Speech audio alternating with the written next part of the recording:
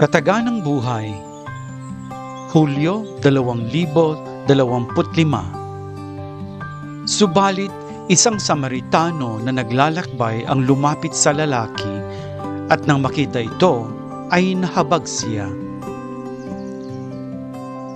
Nasa subway si Martinez sa isa sa mga pangunahing lungsod sa Europa.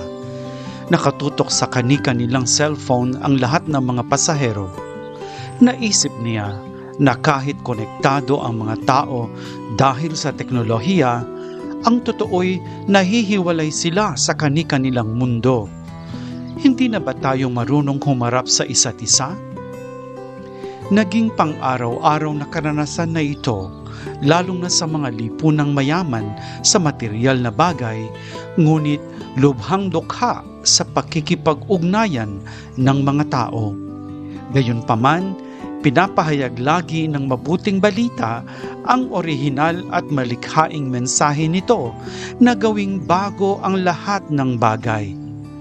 Sa mahabang pakikipag-usap ni Jesus sa dalubhasa sa batas na nagtanong sa kanya kung ano ang gagawin upang makamit ang buhay na walang hanggan, sumagot si Jesus sa pamamagitan ng tanyag na talinhaga ng mabuting Samaritano. Nakita ng isang saserdote at isang levita, mga respetadong tao sa lipunan noong panahong iyon, ang isang lalaki na hinarang at binugbog ng mga tulisan na nakahandusay sa tabing daan, ngunit siya'y dinaanan lang nila.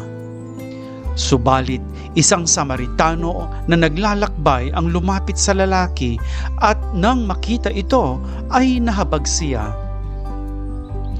Para sa dalubhasa sa batas na maalam sa kautusan ng Diyos na mahalin ang kapwa, nagbigay si Jesus ng halimbawa ng isang dayuhan na itinuturing na isang rebelde at kaaway. Nakita ng lalaki ang sugatang manlalakbay at hinayaan niya ang kanyang sarili na magmalasakit. Isang damdaming nagmumula sa kaloob-looban natin, mula sa kaibuturan ng puso ng tao. Kaya't huminto siya sa kanyang paglalakbay, nilapitan ang lalaki at inalagaan ito.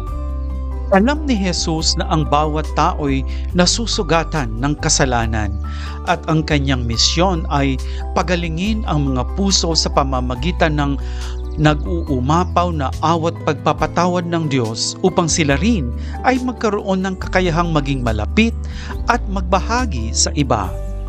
Upang matutong maging maawain tulad ng Ama at ganap tulad niya, dapat nating tingnan si Jesus, ang buong pagpapahayag ng pag-ibig ng Ama.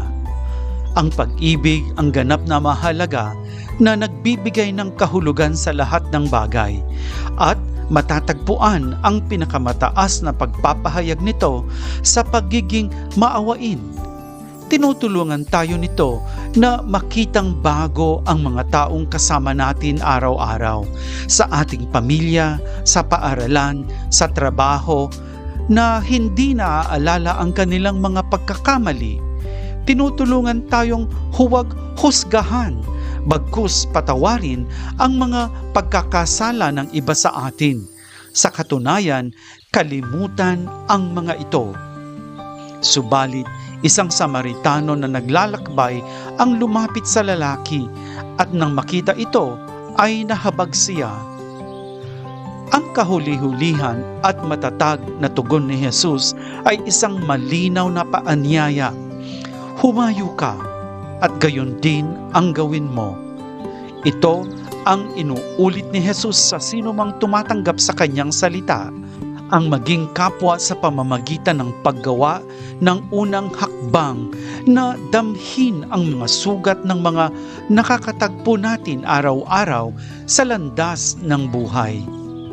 Upang maisabuhay ang pagiging malapit sa iba na itinuturo ng mabuting balita, una sa lahat, kailangan nating hilingin kay Jesus na pagalingin tayo sa pagkabulag ng pagtatanggi at pagwawalang bahala na pumipigil sa atin na tingnan ang mundo sa labas ng ating sarili. Sa makatuwid, mula sa Samaritano, matututuhan natin ang kakayahang magmalasakit sa iba na nag-udyok sa kanya na itaya ang sarili niyang buhay. Tularan natin ang kanyang pagiging handa na gawin ang unang hakbang patungo sa iba, ang kanyang pagiging handa na makinig sa kanila, na akuin ang kanilang paghihirap, malaya sa paghuhusga at sa pagiging balisa sa pag-iisip na ito'y pag-aaksaya lang ng panahon. Ganito ang nangyari sa isang kabataang babae mula sa Korea.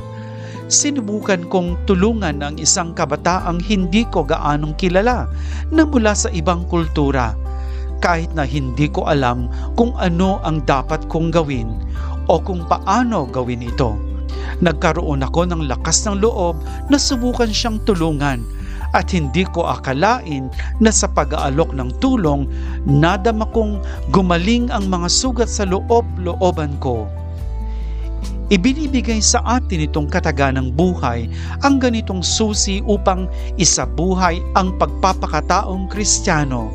Ipinababatid nito sa atin ang ating iisang pagkatao kung saan makikita ang larawan ng Diyos, at ito'y nagtuturo sa atin ng buong tapang na lampasan ang mga balakid sa pagiging malapit sa pisikal at pangkulturang aspeto nito.